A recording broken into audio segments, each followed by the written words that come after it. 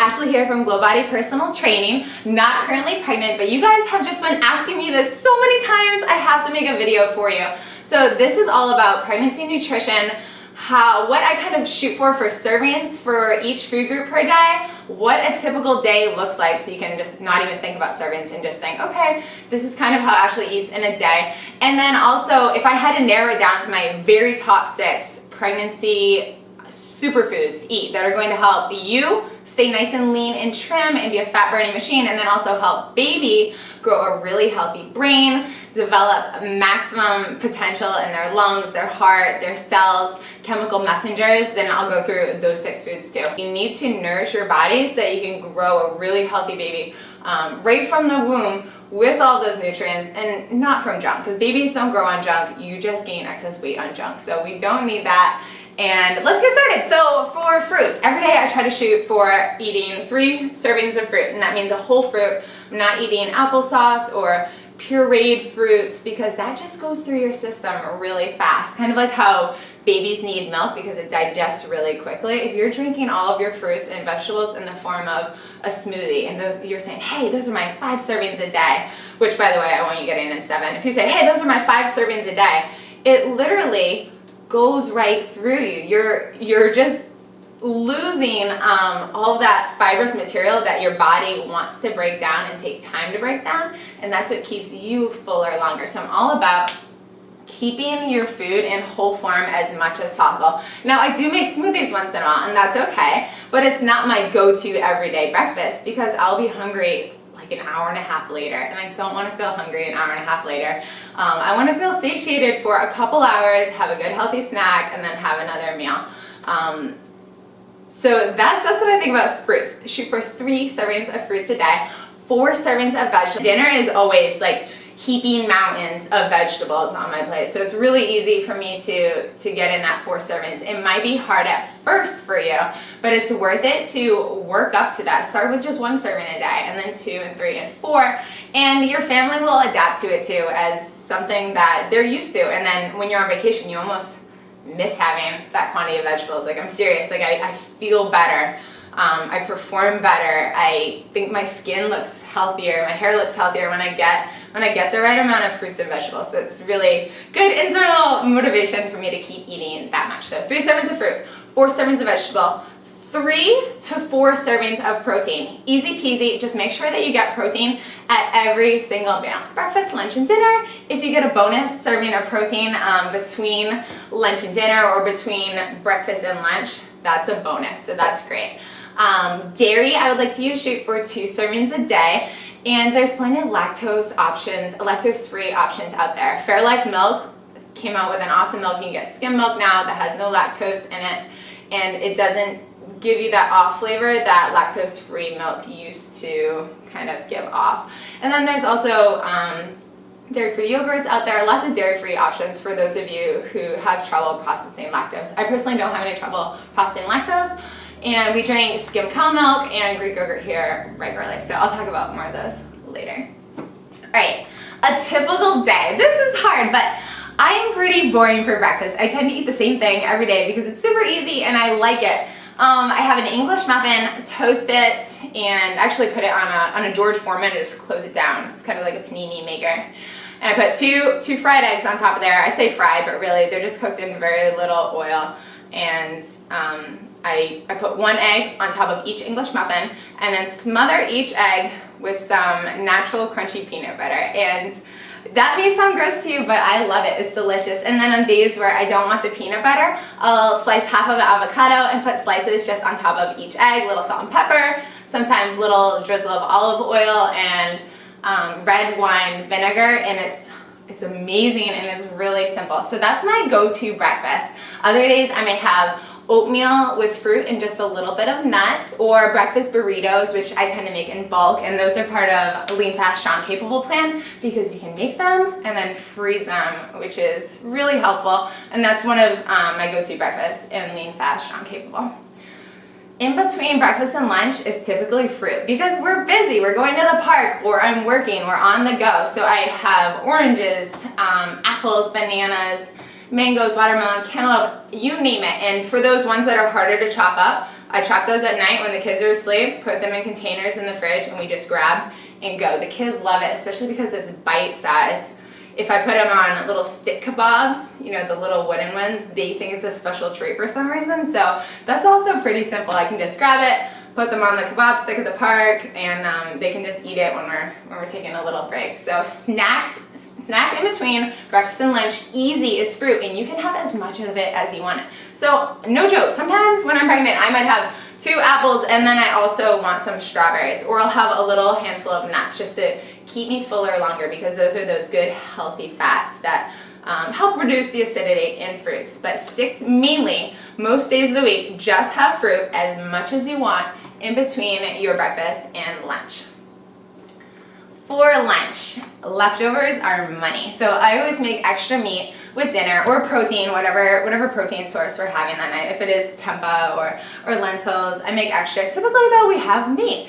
So I'll take a good serving of that meat, about a little bit bigger than my palm. A palm is 1 portion of protein, right? I'll have a little bit more than that. And I put that next to a mountain of leafy greens. So it could be Caesar salad that day, or spinach, or a kale spring mix. Or I may just have leftover vegetables from the night before. So we have lots of extra broccoli and asparagus and butternut squash. I'll put that on there, and then easy. I've got protein and 2 vegetable servings right there.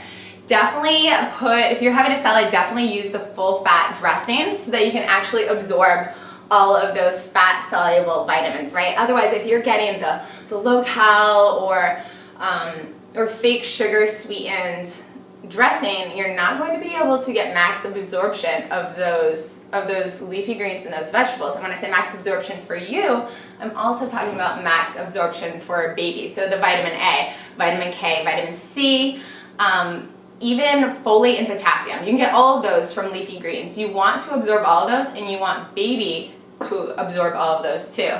A little more on the folate, like extra motivation, like, Ashley, tell me why I need to be eating my leafy greens and salads and broccoli, Brussels sprouts, asparagus, all those cruciferous vegetables. It's because of the folate. So especially in first trimester, if you are not consuming enough folate, and I'm not just talking through your prenatal vitamin, ladies, because it's debated whether how much we actually absorb from those, right? So I'm talking about absorbing it from food that you take in. Your baby's chances of getting a neural tube defect are increased. It also increases your baby of having a low birth rate by not getting enough folate. And low birth rate, of course, is associated to having lower IQ sometimes, and that's just something we want to avoid. Many babies grow up to be perfectly healthy at a low birth rate, and that's amazing. But you're here because you want to know my honest opinion. I'm telling you everything I can. Say, hey, what can we do here right now to have the healthiest baby as possible? Get those leafy greens in every day. So just make that a habit. Lots of greens at lunch, or at least vegetables with your protein source. So that's lunch. Between lunch and dinner is when I tend to get hungry, or more hungry than I am for snacks in the morning. So that's when I'll get a good serving of Greek yogurt. I'm looking for those active cultures in your Greek yogurt. So a couple brands that have active culture. I know Dannon does, Chobani, Activia. Those are generally my 3 go-to because I know they have active cultures. So I'm sure that there are better Greek yogurt brands out there that maybe have a little less sugar, but I'm not too picky about it. I get what's available at our local commissary or our Walmart, and that's what I get. Active cultures, I'm happy with that for me and our family. I might put a little berries on top of that, and then just sprinkle a handful of pecans, like the little broken up ones you can get in the baking aisle, or slivered almonds, also in the baking aisle. So cheaper if you buy those in the baking aisle versus like in the snack aisle where all the nuts are laid out. So just get that Ziploc bag from the baking aisle and add nuts to it, because that's going to hold you over for dinner time. And like I said, if you do get hungry while you're cooking dinner, which I tend to, especially if you have a smaller baby who's like hanging on your leg, mommy, like starving, and you're just like, oh, I'm starving right now, and you really just want to eat whatever you're cooking, hold off on what you're cooking and just have some carrot sticks, and you can pass those to your little ones too. Sugar snap peas, maybe sliced up cucumbers, cherry tomatoes, technically a fruit, but still really healthy for you. And you can have those while you're cooking so that you don't end up binging on something like chips or something that doesn't have any nutrients in it. Pretzels, just empty cracker calories. You don't need that stuff. So eat your vegetables when you're actually really hungry, because if you really are hungry, you're going to eat them. If you're thinking you're hungry, but you're not hungry enough to have some sliced bell peppers, you're not actually hungry. Like real hunger, you're gonna eat anything you can. So turn to those vegetables, just make it a habit, kind of a rule for yourself to choose those versus the chips and salsa your husband might be having like as he's waiting for dinner to come out. So that's snacks between lunch and dinner.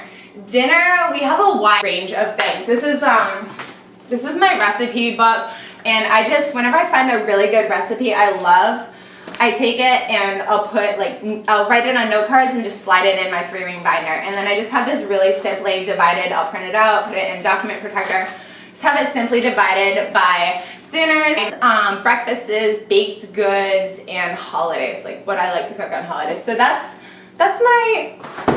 my family's little recipe book. So we range from everything from hamburgers. We'll have hamburgers with 85 or 90% lean ground beef or bison that's grass-fed with some sweet potato fries for dinner. And that's a very normal, healthy dinner that you can have. I also am a huge fan of lentil soups and adding a ton of vegetables to those. And I'll have some bread on the side too. So it's a little bit more filling. Make sure you're choosing the wheat, whole grain breads and not just having Italian bread or a frozen bread that's already covered in butter that you take out of your oven. It's like, oh, delicious Italian or Texas toast. You don't want to take that. Have some good whole wheat bread that's actually going to fill you up on the side of your soups or stews.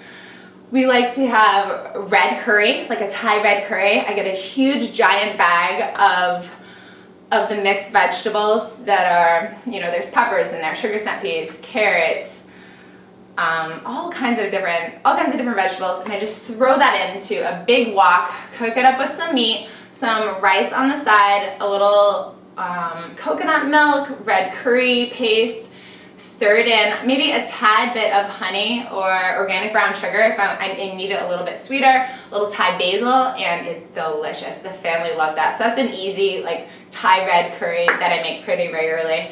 Fajitas are another super easy one that you just need some chicken or steak, cut up your red, green, bell pepper, some onion, and when I say some of it, I mean you're doubling it for the family, right? Like you might have 6 bell peppers there, or 5 bell peppers, eat a lot of it so you're getting your vegetables in that meal. And then for tortillas, definitely you can have tortillas. You can have corn tortillas if you want, or any other tortilla, as long as you're not eating too much of it, because those are your simple white carbs that go straight through you. They're not bad for you, they just don't keep you full that long, and they're not adding a lot of micronutrients that you need and baby needs to your body. So have a little bit, have enough to hold your fajita, but you can also just have extra chicken and peppers on the side without eating those white carbs that just go through you, simple sugars that you don't need a lot of. Also like eggplant lasagna, that recipe is in Lean Fast Strong Capable Plan 2. Chicken stir fry, another super easy one in which you can get another huge bag of frozen vegetables, put it in a big wok, cook it up. When you're making spaghetti or pasta, it's super easy to get a zucchini spiralizer, and I do half and half, right? So I'll do 1 pot of spaghetti, so kids and hubby are seeing the spaghetti, they're happy, they're liking it. And then the other pot, I have spiralized zucchini, and I just go to town on that. Like you just bend over, it's kind of fun, it just spits out everywhere. You wipe it off the counter, pour it in your pot, cook that up, and then you can mix the two together. So you can mix your spaghetti with your spiralized zucchini and literally slice the calories in half, or maybe even just a third of what you would have been eating if you're eating just straight pasta. And then I'll go ahead and add my meat sauce, a good tomato sauce, and it's delicious. It's really easy. It's like a 2, maybe 3 pot meal, but it's fast, and that's what I'm all about. So dinner's done in 15 minutes and everybody's happy and fed. Those are some of my go-to dinners. I love sneaking extra greens too in my stews, soups, that tomato sauce. I'll put in maybe an extra sneak of bell pepper in there, or sneak in spinach or kale, chop it up really tiny. Your family won't even taste it, but they're getting all those extra nutrients in there that you and baby and the rest of your family are benefiting from. And then I eat dessert every night. I love to have dessert, oh my gosh, but I limit myself to 1. So if I choose brownies that day, I'm gonna have 1 brownie and a cup of skim milk. If I want ice cream at night, I have little bowls. They're super cute. Let me show you. These are my little bowls. So that way I'm not tempted to overindulge and get a huge bowl, because you can notice that the difference between this and this, right? The difference between our soup, stew, cereal bowls and like dessert bowl is going to help you manage your portion better, because it's just too easy when you have a giant bowl to want to fill it all up. Give yourself the quantity that you want to eat, and then if somebody else wants ice cream, they get their own bowl, okay? You don't need to put extra in your bowl and end up accidentally eating like the whole thing yourself because nobody else really took bites or nobody else wanted it.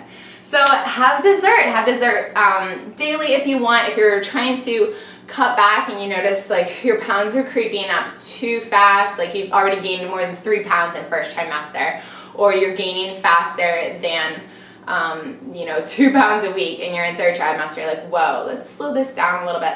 Then cut back on your dessert. That's easy. Take away those sugar calories. But otherwise, if you're gaining weight at a steady rate, you can afford to take in the extra 300 calories a day as baby grows. I'd rather have my dessert. I'd rather have my junk calories like at the end of the day when I can just relax, my other baby's asleep, and you just feel peaceful when the day is done. You can put your feet up and enjoy that dessert.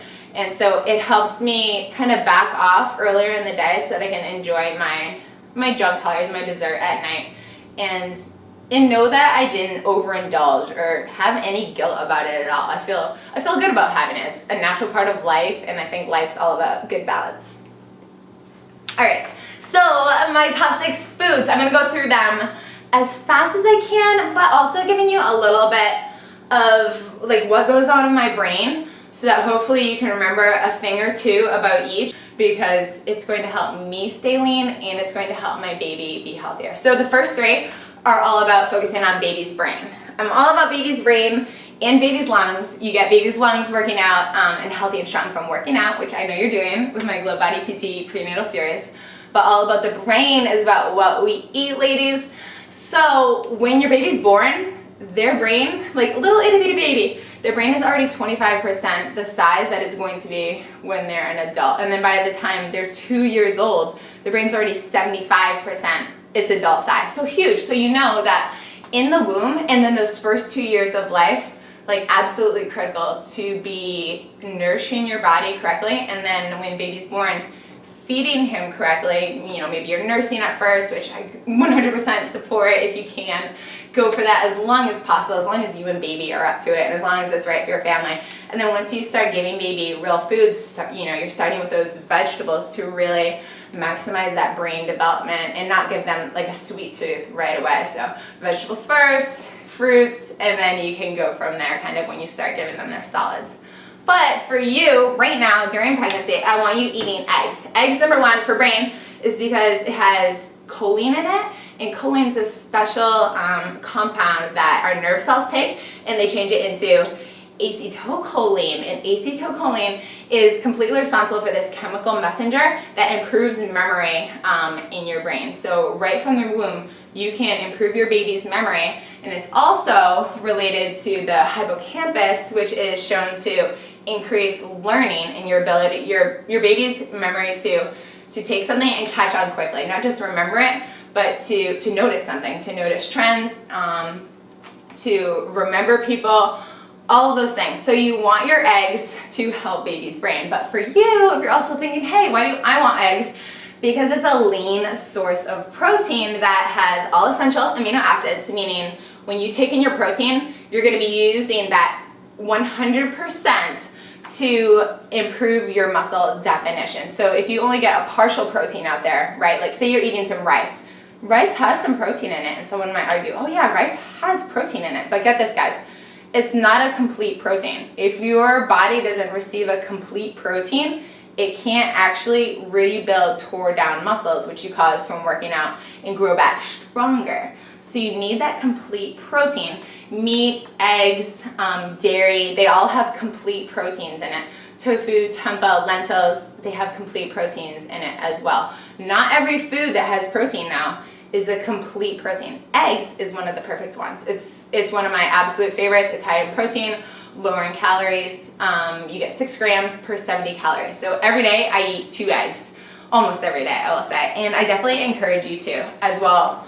That's it about eggs. So next one is more of a dinner food, and that's getting wild caught salmon. Notice I say wild caught, or light tuna. Both of those are safe during pregnancy. I don't want you eating more than 2 servings a week though. Typically, just out of convenience, I would eat 1 serving a week, either salmon. If we were going out to a restaurant, that's a great choice. Always go for wild caught, because you know that those fish have a greater range to roam in, and that they're not all just swimming in the same little area, eating each other's species, and eating dead fish that are caught up in like a little controlled area. So go for wild caught. And then the light tuna, I say light when you look at the can, because that is going to have a lower amount of mercury. We want to avoid mercury while we're pregnant. That's one of the reasons I'm a little bit wary of taking like omega-3 fish oil, ingesting that while I'm pregnant, because I just don't know the quantity of mercury that could be in that fish oil, and I'd rather get it from a source that I know doesn't have those toxins. So I will once in a while have that light tuna or salmon. You can also take chia seeds for those healthy omega-3 fatty acids. Again, omega-3 fatty acids improve baby's brain, which we are all about doing right now while baby's in the womb. Next one, Greek yogurt. I talked about that a little bit earlier, the types that I like. Make sure that when you buy your Greek yogurt that it has active and live cultures on the label. You want to see that. If you don't see active and live cultures, you are not getting your money's worth, and you're not getting the caloric bang for your buck for what you're eating. You don't want to just have some sugary dairy. You want to have those active live cultures that is going to help keep you healthy, right? Because we want to avoid any like diarrhea or vomiting while you're pregnant. It's very dangerous if you become dehydrated, seriously dehydrated, to your health and baby's health, especially while you're pregnant.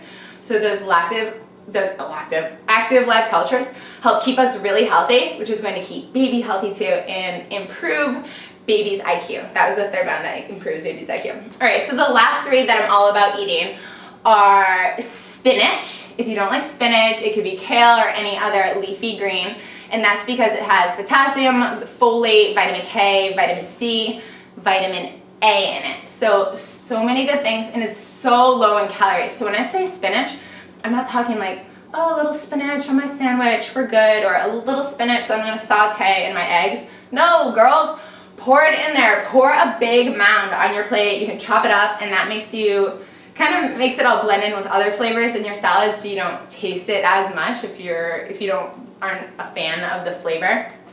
And put a lot in, because you want a lot. You're not going to get fat or gain excess weight anywhere from eating excess greens. So eat a lot of greens. It's going to keep you fuller longer, help your body digest. It's going to reduce bloat over time by keeping your digestive system clean, and that way you're not just feeling so full. Your body is going to take a while to digest it, and then it's going to push right through. Next one is beans.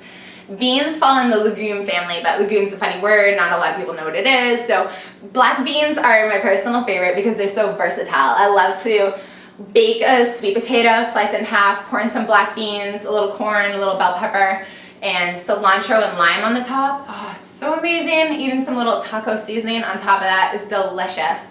I'm also a huge fan of black bean brownies. Chocolate covered Katie is one of my favorite foodie, healthy food bloggers, and she has the most amazing chocolate black bean brownie recipe. I promise you, you cannot taste the black beans in them, so try it for yourself. Don't tell anybody else you feed it to that there's black beans in it before they try it, and they'll just think, wow, this is a pretty fudgy, delicious brownie. You get your black beans in there. And then again, black beans have that key ingredient, the B9, right, that has the folate to prevent any neural tube defects again. So especially during first trimester, you want to get your legumes, whether it's black beans or chickpeas or any other type of bean, pinto bean maybe. I would lay off eating like barbecue baked beans because those are just loaded in molasses, brown sugar, and excess calories that you don't need. Excess calories are going to lead to excess body fat in places that you don't want it. So eat your nutrients, not excessive amounts of sugar. And then last food are berries. So Berries have a lot of vitamin C in it, antioxidants, fiber, and water. You want to have a lot of fiber and water when you're pregnant so that you can stay really well hydrated. Remember, your blood volume is greater in your body. You sweat more, unfortunately, like there's boob sweat, armpit sweat, back sweat. You're sweating. I feel like I'm sweating all the time. Maybe I shouldn't say that. You're sweating a lot when you're pregnant, so you need more water. Baby needs a lot of water to have a really healthy development at all times. Never want to be dehydrated while you're pregnant. So berries give you a lot of water, a lot of fiber, which help keep you fuller longer, and those antioxidants that are good for you and baby. They help your skin, your hair, your nails. They just help your body cells repair quicker than they would otherwise by getting antioxidants in you, and make you feel more energetic overall. So berries are an awesome snack that I like to have and not feel guilty about because it has sugar, right? But it's naturally occurring sugar. So there's no guilt there. And I know that for the amount that I can eat a whole cup or two of berries, and you're getting very little calories. So it's completely worth it. So again, my top 6 foods are eggs, and then healthy fish that you can eat while you're pregnant, which were, I mentioned salmon and light tuna. Those are my personal 2 faves. There's others out there. You could eat mackerel, not really a fan. Greek yogurt, spinach, black beans, and berries. Those are the last ones. So if you have more ideas on what you want to hear about, this could be pregnant or not pregnant, health and fitness related nutrition, leave me a comment below. If you like this video, please press subscribe and give me a thumbs up to support this channel. Thanks so much, guys. I wish you a happy, healthy, and safe rest of your pregnancy. Bye, guys.